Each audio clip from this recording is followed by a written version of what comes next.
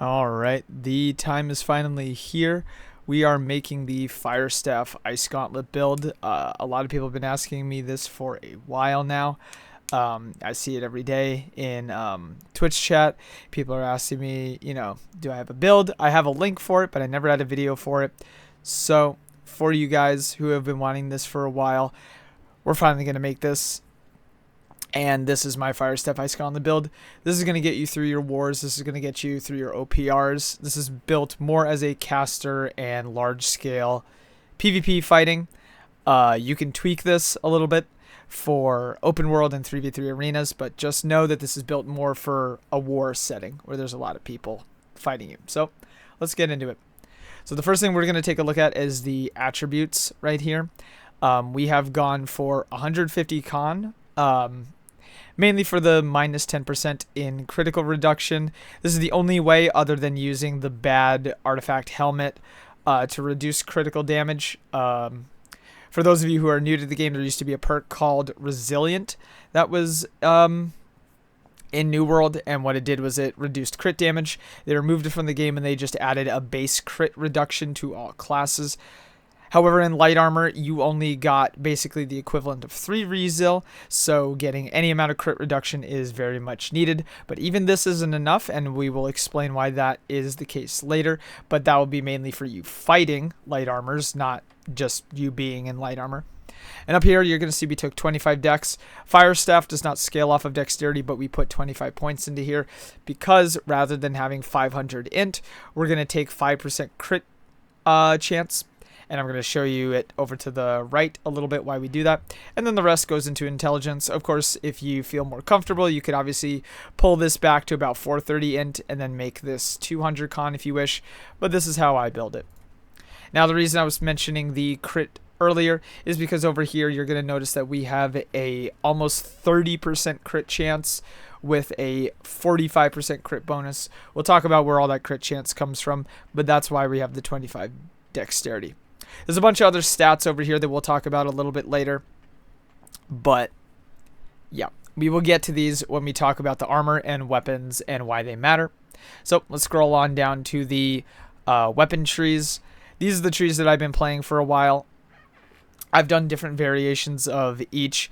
I know some of you will look at the Firestaff one and ask me why I'm not taking the Grit one, because we're taking the CDR on Fireball. This helps make up for the lack of refreshing that we have, because refreshing is 4% each. So you could think of a direct Fireball as a basically 2.5 refreshing as long as you hit it, but it rewards good play, as well as it gets your mana back. The mana will also help with this passive right here, which gives you Empower when your mana is above 50%. Remember, they removed the mana from Meteor Shower. For those of you who are new, there used to be a passive in the Meteor Shower tree that gave you mana back. Right now, they changed it around. And you'll notice we also didn't take the disease. I think at the current moment, the disease is not good enough. There's not a reason to go all the way down. You have to give up too many passives. And until the meta actually shapes up, until people actually know what they're doing, until like everyone has a plan of like, okay, this is the war meta, this is what we're doing.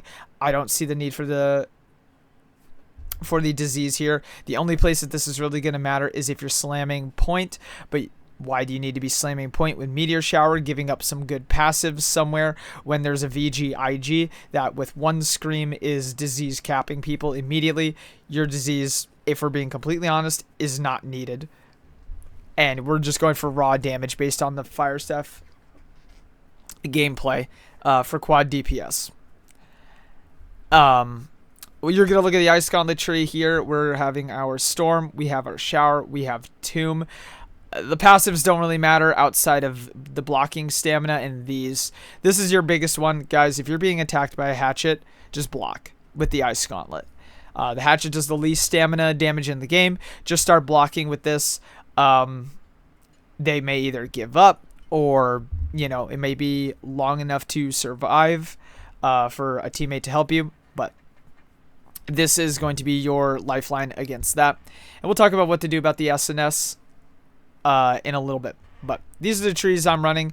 These are the ones that I've had the most success with. I've been having wars where I have like, average of like honestly, at this point, like 64 kills are the average. I've only done so many wars, but that's basically what the average has been looking like. So let's get down to the armor here. Spoiler on the boots, they are the same as everything above, so we don't need to show the boots right now. This is the armor that I have landed on. We'll talk about gems after we're done with the armor and the jewelry. First, featherweight. We put empowering meteor shower on here. Originally, I had fire harnessing on here, but I readjusted some stuff. I looked at where all my empower was coming from, and I found room for some damage reduction in here. So we put empowering meteor shower on the featherweight. Now, don't do this if you plan to use featherweight for other stuff, but then again, I also would have been telling you to put fire harnessing on here. If you are using featherweight for different builds and you just want to have featherweight just slot into your Firestaff set, swap thrust conditioning with the empowering meteor shower, something like this, or I mean, it could go on any of these pieces, even the boots, right? Just swap the thrust conditioning here, and that way it's more global, and you could use it on anything. But for the purposes, if you're maining Firestaff Ice Gauntlet, I'm putting the meteor shower here. Now let's go over the rest of the perks. The physical version is useless, basically, and the refreshing is okay. You're going to want 4x enchanted ward. Again, the boots are the same as above, so we're not going to scroll down for them anymore. You want 4x enchanted ward. Every weapon, light attacks, some weapons, heavy attack. They all do different damage types right now. Currently, there's a bug with elemental band and different types of elemental damage. That's not why it's in this build. We built this with the intention of everything working perfectly. However, since there is a bug, there's just a lot of different elements. There's a lot of different damage types out there. Even some of the melees are splitting. But every weapon does have to light or heavy attack. So enchanted ward has you covered no matter the damage type. I already talked about the harnessing a little bit. It is added damage, but what kind of damage is this? The reason we have this here is that it is a type of empower. If you look here, the fire harnessing is under your empowers. So you have an extra 8% empower just from your armor.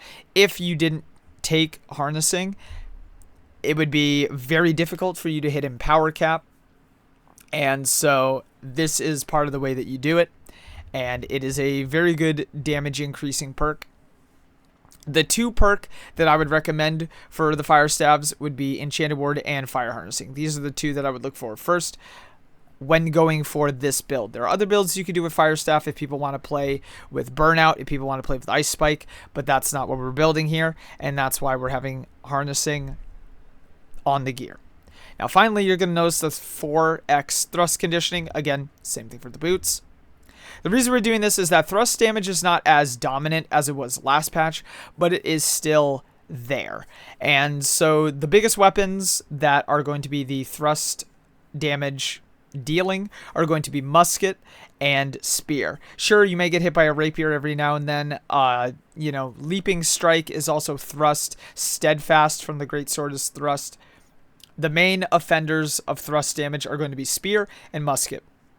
Musket, you also have the opals in your armor and the enchanted ward, so you don't have to worry too much with the thrust conditioning for a musket, but it will help if a musket does keep hitting you over and over and over, as well as any bow that is not using bolt caster. But again, you have the opals in case they are on bolt caster. The biggest offender is going to be spear. Spear isn't completely dominant as it was last patch, but what it is the secondary weapon of some sword and shields if they're not on hatchet. There are still scorpions. There are still some spears that pop up, as well as, again, as I said, that you can use this for OPR builds. You're definitely going to run into spears there. Again, there's no other perk that I want to put here. Slash conditioning is a little bit overkill. Based off of what we have. And again, you don't want to take true damage from a spear should any sword and shield spear show up, as well as there is aim lock BBs in the game, and a lot of those BBs are not splitting their damage. Sure, we have the opals and the enchanted ward for the blunderbusses, but again, some are going full thrust, and this is going to help you against that. Again, there is just thrust damage in the game, and you don't want to take true damage, and that's why I have 4x thrust conditioning, because it is absorption. Absorption is like the gems. where this is just a flat 5% reduction. So once you start taking thrust, you get a nice 20% reduction, but it's conditional, but so is thrust damage right now. Thrust damage is conditional at the moment, so you have a conditional damage reduction perk for it. I chose this over refreshing. You don't really need refreshing. Again, we have one piece of refreshing right here. We have the CDR from here. We have the CDR from here. It is not needed. You're not ability spamming. You're making your abilities matter. And that's why I built the armor the way I did. Again, we'll talk about the gems once we're done. So on to the jewelry. We're going to start with the earring first. It's the easiest one to explain. Fortifying toast, because we are using regen pots. We are not using serums. The reason we're not using serums is because we're not using Endless Thirst. Endless Thirst is an earring artifact that amplifies your potions, but increases their cooldown. I always used Endless Thirst plus regen serums because that was basically like drinking a Sacred Ground potion. We're not using that anymore, so the serums is not needed. We want to have Fortifying Toast uptime, and a regen potion is the best way to do that. Refreshing Toast is just mandatory on every earring. Just potions, CDR, fantastic. And then I went with regenerating. Regenerating is just a passive form of healing that you can just have. And, you know, for PvP, you don't want this for PvE because it'll pull aggro. But for PvP, this just helps you with the little bit of poke damage you take. And combined with the regen potion, it's just a nice amount of healing. And this is just overall the earring that I've liked the most. Onto the amulet. We are running health and slash. You know exactly why we have slash protection. There's a lot of sword and shields. There's a lot of hatchets. There are great swords, even some great axes. Maybe not the medium melees, but great axes, the offhand of a sword and shield. So there's just a lot of slash damage. So we're just going to have a raw 15% slash reduction. You can also see it in the gems here, but we'll talk about resistances above in a bit. And now we're going to run Unimpeded. Unimpeded is a perk that not a lot of people think about. Some people have been experimenting with different amulet perks, but Unimpeded is the biggest thing that I've noticed to be a difference maker. And I'm going to tell you why. As long as you have good stamina management and you don't stam yourself out, Unimpeded is going to do you wonders, because there's an effect in the game. To the new players that don't know, there's an effect in the game that when you're slowed, you do not dodge as far. So, excuse me. Apologies for that. One take issues. What Unimpeded does for you is it reduces the potency of slows. And what that means is that you'll be able to dodge further when under the effect of a slow. So whenever the sword and shield gets on you, the hatchet, the crippling reap, the greatsword relentless rush, unending thaw, any of those slows affect you, you know when a heavy slow is applied to you, you've probably panicked in OPR and been like, oh crap, but now you're dodging in place and you die. Unimpeded will help you not dodge in place and actually give you some distance. Again, as long as you don't stam yourself. So you do need to have good stamina management, but this will help you escape a lot more than a lot of other perks. Stamina recovery was a big one last patch, but a stamina recovery does not give you a full stamina bar. It also has a 45-second cooldown now, and this has a 100% uptime as long as you don't stam yourself. It's fantastic. Now, moving on to the biggest addition to the mage build and why I'm able to do the gems that I'm able to do is the elemental band. Different element types are going to give you 4% empower, and you can there's however many element types. Let's scroll back up. There's 1, 2, 3, 4, 5 different element types. 6 because of fire. So you can have 6 different stacks of 4% empower. Now that's very difficult to actually hit on a lot of weapons. And yes, everyone's going to say, and I'm sure people are going to comment it, Elemental Band is bugged, but I built this with the bug not in mind, and I built this only around hitting 2 elements. Although, with this build, you can hit 3, because you'll notice we are splitting the damage of our Deep Freeze. Is that with this weapon, with this artifact working perfectly, you can hit 3, meaning you get 12% in power, and then you just get a keen, hardy invig. I still like invig. I know some people are not that high on it, but with the Firestaff, we're taking as much damage as humanly possible. Mortal empowerment is not really something I would want to invest in, because inevitably people will get tankier, and you will get a lot less kills. And Elemental Band, just overall, is the best And again, when it's not bugged and working perfectly, it will still be the best option. Now, let's talk about the weapons actually before we get to the gems. So moving on to the weapons real quick. Stalwart Mending Stone Form is what they're going to call it because of this. This is the best one that you want, period. Just run this. You'll thank me later. So our Deep Freeze, we put Unending Thaw on it because we are a damaging class. We could put Unending Thaw on the armor, but again, we're trying to do damage. We just put Unending Thaw. That little extra bit can matter. And we put an Ignited Abyssal. Again, we're not trying to cheese with different dots because, again, we are amplifying our fire damage. We just put a fire dot in our Ice Gauntlet.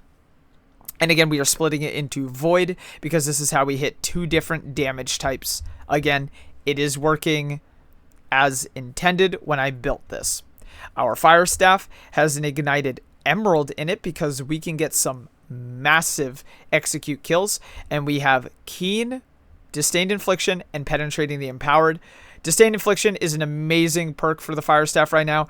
I know a lot of people are going to say Vicious. I know a lot of people might say Alacritus Punishment. There's a lot of different perks that people have tried. All of those are conditional.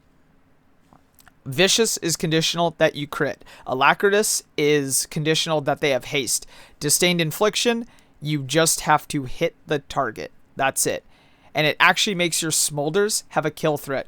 I've seen Smolder ticks on heavy sword and shields for 50 or 60. And you may think, oh, wow, that's not a lot. For a heavy armor, that's a lot. And I've seen Smolder ticks on light armor for 100 plus. If you can 5-stack someone with Smolder and they're ticking for 100 or more, they're taking 500 damage a tick. Not to mention that they're also taking the Rune Glass. Remember, the Rune Glass dot is a dot for Disdained Infliction. So they may be ticking up to like 6, maybe even 700. I've seen people ticking at 1,000. Granted, you may say that's fresh start, people without gems, but people that I've fought that have actual real gear, even legacy characters that I've fought in OPR, I've even seen them die to the dots. And those are legacy characters with BIS gear. So, Keen, this I purposely chose on here because, remember, back up here, we have a 45% crit bonus and a 30% crit chance. Remember what I said about 150 con earlier in the video? Because this crit bonus, there is nothing a light armor can do to reduce this. So crits are more damage at all times, meaning that you want to crit more. We have a almost 30% crit chance, meaning that Keen actually kind of turns into a damage perk when you think about it that way. You just crit and crit and crit. On top of that, you have Penetrating the Empowered, which is a new perk. The Armor Pen has no cooldown. This has been proven and tested. The only thing that has a cooldown, this 1 second reduction cooldown, is the reduction of the empowers on someone, but not the Armor Pen. So every time you crit, you amplify with the 10% Armor Pen, this 45% bonus. And again, this will help you kill people in medium and heavy armor. And this is 2 damage perks. It's just amazing. I've been loving this Firestaff. If you guys have been watching me on stream, I know some of you have. And you guys are like, holy shit, you're doing a lot of damage. This is the Firestaff I've been using. And now let's get to the biggest thing that you guys have been probably asking me. And I get this comment in Twitch chat all the time, is why do I have sighted gems? The reason we have sighted gems is because we don't need the elemental ones for Empower Cap. The thing about these is when you take an ignited gem, like one of these ignited gems they go towards Empower Cap. We do not need them to hit Empower Cap, and again, with no bugs either. Meteor Shower, right? The 2% stacking 10 times, that's 20%. The 2 empowers here in the Firestaff tree, that's another 10. Okay, now you're at 30. Fire Harnessing is another 8. Okay, we're at 38%. Right?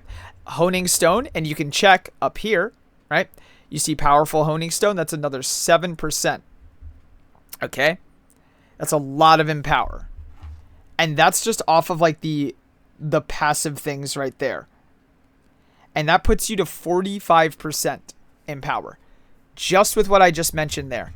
And now, again, if Elemental Band is working perfectly fine, you hit someone with fire damage, you get another 4, you're up to 49% in power, you just touch someone with your Ice Gauntlet, boom, you're already over in power cap. And again, we split with the Amethyst here, so you technically go over in power cap, but some of the other empowers may have downtime, like if you get hit or if you drop your mana, and that makes up for it. So that's why we can afford to have Sighted Rune Glass, because Sighted Rune Glass is base damage. So not only can I hit in power cap with this build, I get a plus 5% base damage, and that's why this build hits so hard even in featherweight. And that is what I've been running in War. That's what I've been running in OPR. Basically, anytime you see me in a PvP set, this is what I am running. The resistances are up top here. You have 13% absorption against all elements. And the reason this is 28% against fire is because we have fire potions here. So if you can unequip that, it goes back down to 13. Realistically, if you're talking in a war scenario, you don't need fire pots because your cleanse potion will be basically a fire reduction potion. If you're doing OPR, you can just pop fire pots. It is what it is. Realistically, I had the fire pot there just to show the absorption that you can get. But run whatever defensive perk that you want. Not defensive perk, defensive consumable that you want. The biggest thing is that we have a 24% slash resistance. This is the biggest thing that we want to be hitting. Again, there are sword and shields, there are great axes, there are great swords, there are hatchets everywhere. Right now, slash is just so dominant, and they're going pure slash right now. Even if they split, you still get the 13% reduction. So you could go in here and you could take something like Oak Flesh if you really wanted to, right? And what this would do is this would just increase your physical armor again, which is what these are doing to you. The defensive cooldown is up to you. Again, because you're in featherweight, you have a really high armor rating, so it's okay. So I'm going to have a link to this New World Buddy in the description, so you can go on here, you can look at it, you could recreate it yourself, you could play around with it a little bit.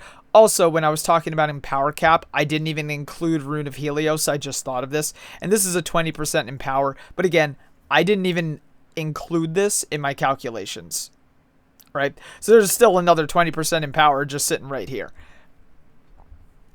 When we were talking about our empower cap, plus the base damage of the gems. So we've been a little bit all over the place with this, but this is the build that I've been running. This is the build that I use on stream. If you only see the YouTube video and you haven't been to my stream, I'll have a link to my stream in the description, twitch.tv/anv with 3 Vs. I hope you guys enjoy the build. I've had many people already tell me that they've been running this build and they've been loving it. They've been getting a lot more kills than normally would, which honestly makes me happy to know that it's doing well for you guys. But with that being said, I hope you enjoy it. Use this build as a guideline, of course. You don't have to waste, like, you know, 200-300k gold on this. Just use this as a guideline, and this is also just to show you what I've been using in all my PvP scenarios. And of course, if anything changes, I will make updates to the build and even possibly put out a new one. I know you guys want a build video for what I run in Hive of the Gorgons. It is not identical to this. I will make a build guide on that once I talk to some of the PvEers a little bit more and get, you know, a little bit of knowledge of the damage types and what's the most optimal for things like gems. Because even that, I don't really know. I don't pay attention. But that will be in a future video, so subscribe for that one. And yeah, this is the PvP build. Links in the description. I hope you guys enjoy it. I hope to see you on stream. And I hope you have a good day. Thank you for watching.